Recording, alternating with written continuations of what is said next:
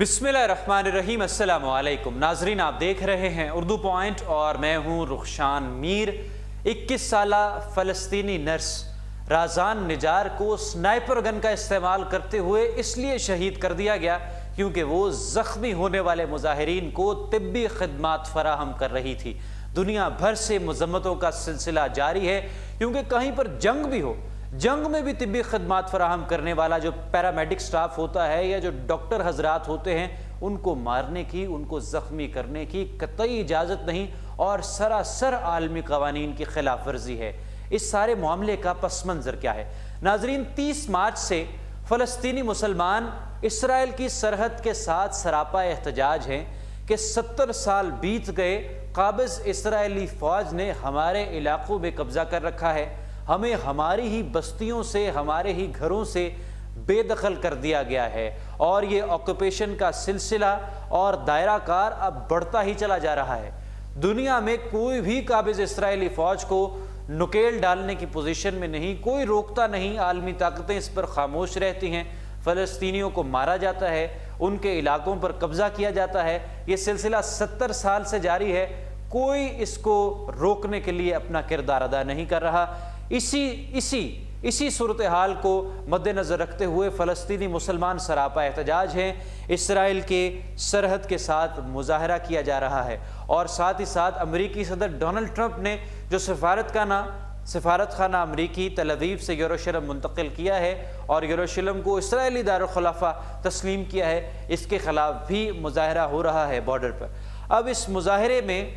جو ان کے ڈیمانڈز ہیں وہ یہی ہیں کہ ہمارے جو علاقے ہیں ہمیں واپس کیا جائے، جو قبضہ کیا گیا ہے اسرائیلی فوج کی جانب سے اس قبضے کو ختم کیا جائے، فلسطینی مسلمانوں کو ان کے حقوق دیے جائیں۔ مگر اس کا جواب اس طرح سے دیا جا رہا ہے، جیسا کہ آپ تصویروں میں اور ویڈیوز میں دیکھ سکتے ہیں کہ وہاں پر سنائپر گنز کا استعمال کیا جا رہا ہے، وہاں پر گولیوں کا استعمال کیا جا رہا ہے، وہاں پر آنسو گیس کا اور شیلنگ کا استعمال کیا جا رہا ہے، اور ہزاروں کی تعداد میں فلسطینی مسلمانوں کو زخمی کیا گیا ہے۔ 119 فلسطینی مسلمانوں کو اس میں شہید کیا گیا ہے، اور ایک اس میں خاتون شہید کی آپ تصویر دیکھیے، 21 سال ان کی عمر ہے اور ان کا نام رازان نجار ہے۔ جمعے کی شام جنوبی غزہ کے علاقے خان یونس میں ان کو نشانہ بنایا گیا، سنائپر گن ان پر استعمال کی گئی اور انہوں نے پھر جام شہادت نوش کیا۔ انہوں نے انٹرویوز بھی دی اور کہا کہ میں یہاں پر کھڑی ہوں، اپنی شہادت سے قبل انٹرویو دیتے ہوئے انہوں نے کہا کہ میں یہاں پر اس لیے موجود ہوں کہ لوگوں کی خدمت کر سکوں جو حق کا ساتھ دے رہے ہیں، جو سچ کے ساتھ کھڑے ہیں۔ اگر وہ زخمی ہوتے ہیں تو ان کی مرہم پٹی کی جائے، ان کو فرسٹ ایڈ فراہم کی جائے، ان کو ایمبولنس میں لے جایا جائے، ان کی خدمت کی جائے تاکہ وہ جو اپنی سانسیں لے رہے ہیں وہ اس کا سلسلہ جاری رکھیں، وہ اپنی زندگی جی سکے، مظاہرہ کر رہے ہیں، مگر جو ان پر بربریت ڈھائی جا رہی ہے اس سے وہ اپنا دم نہ توڑ سکے، ان کو ہسپتال میں منتقل کیا جائے، ان کو ایمبولنس پہ جو طبی سہولت ہے وہ فراہم کی جائے۔ اگر ان کو بھی قابض اسرائیلی فوج نے اپنی بربریت کا نشانہ بنایا اور ان کو بھی جو ہے شہید کر دیا گیا۔ اس سارے صورتحال کے بعد دنیا بھر سے مذمتوں کا سلسلہ جاری ہے۔ ایران، پاکستان، سعودیہ، جتنے بھی ممالک ہیں وہ اس پر مذمت کر رہے ہیں، یہاں تک کہ جو انٹرنیشنل میڈیا ہے ترکی کا اور دوسرے ممالک کا، وہ بھی اس کی مذمت کر رہا ہے کہ